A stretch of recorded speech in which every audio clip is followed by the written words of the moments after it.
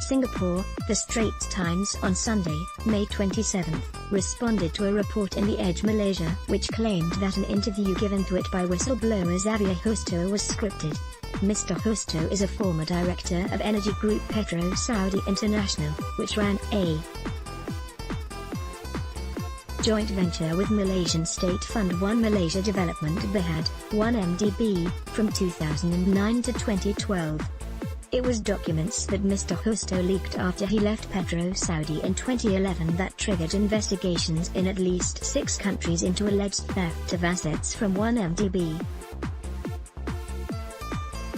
The documents raised suspicions about how funds at the venture were used and prompted investigators to probe suspicions that money had been siphoned off from the joint venture.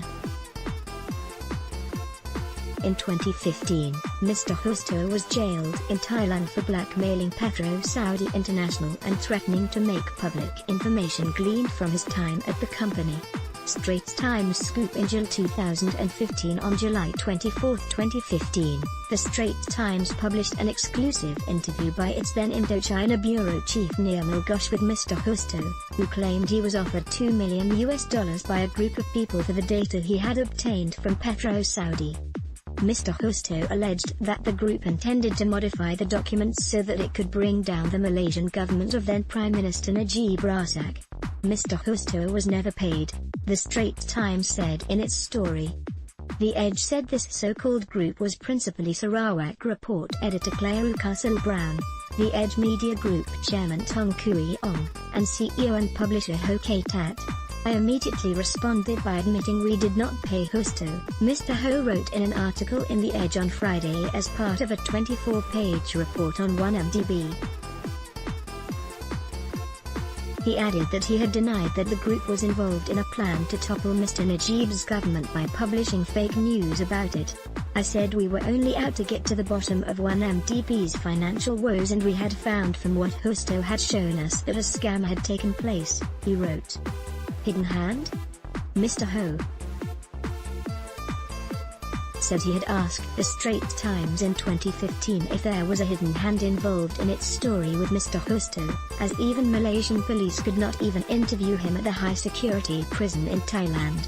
I suggested that the Straits Times bosses find out more from Nirmal about the people who arranged the interview with Justo. Whether they ever did so, I don't know, wrote Mr. Ho. On Friday, The Edge reported that Justo said he was told what to say to the Straits Times in order to secure an early release from prison. He said after he was arrested and charged for blackmail, he was kept in a lockup with 50 others, and everyone was virtually sleeping on top of each other, said Mr. Ho. After a week, he was told he had a choice, either to cooperate or expect to languish in jail for many years. He was also told he would be out in less than a year if he agreed to make confessions that were prepared for him. Mr. Justo named the hidden hands as Petro Saudi director Patrick Mahoney and Paul Finnegan, a UK private detective who disguised himself as a Scotland Yard detective, according to The Edge. Mr. Justo had reportedly said he was handed a list of 50 questions and answers that he was supposed to use just before his interview with Mr. Ghosh. Everything I told him was prepared by them, Mahoney and Finnegan, and I was also told not to bring up the name Cholo. The Edge quoted Mr. Justo as saying, Mr. Justo was freed from prison in an amnesty in 2016. He could have faced 7 years in jail if he was found guilty of extortion. Reported his remarks accurately in response. Mr. Ghosh said the story was done in good faith and reported accurately. If Justo's new claims are true, they are disappointing, said Ghosh in a statement printed in the Straits Times. I pursued the story as a professional journalist, trying various ways to get details on the case and access to Mr. Justo. I put in a request to his Thai lawyer for an interview. When I was told by the lawyer I could interview him, I proceeded in good faith and reported his remarks accurately. More often than not, in interviews newsmakers tell their side of the story. This seemed no different. Whatever deals Mr. Justo had made, or what his deeper calculation was, I was unaware of.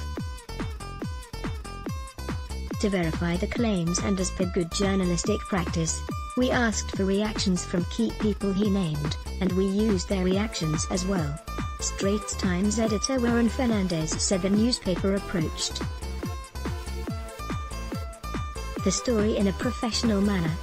Every news organization was pursuing this story and trying to get to speak to Justo, he said in the Straits Times. Nearmore managed to get access, and got the story. He did a professional and creditable job. That was our only purpose in running this story. Mr. Fernandez added, our approach to this story was standard and professional. Justo assisting MAC, met with new PM Mahathir on Thursday. Mr. Justo met with investigators at Malaysia's Anti-Corruption Commission, MACC, shortly before Mr. Najib gave a second round of statements at their anti-graft agency. Defeated at the May 9th general election, Mr. Najib was summoned to explain suspicious transfers of RM42 million from one MDB subsidiary SRC International into his bank account. On May 20, Mr. Justo had a surprise meeting with new Prime Minister Mahathir Mohamad. What a great privilege and what an incredible moment, he wrote in a Facebook post.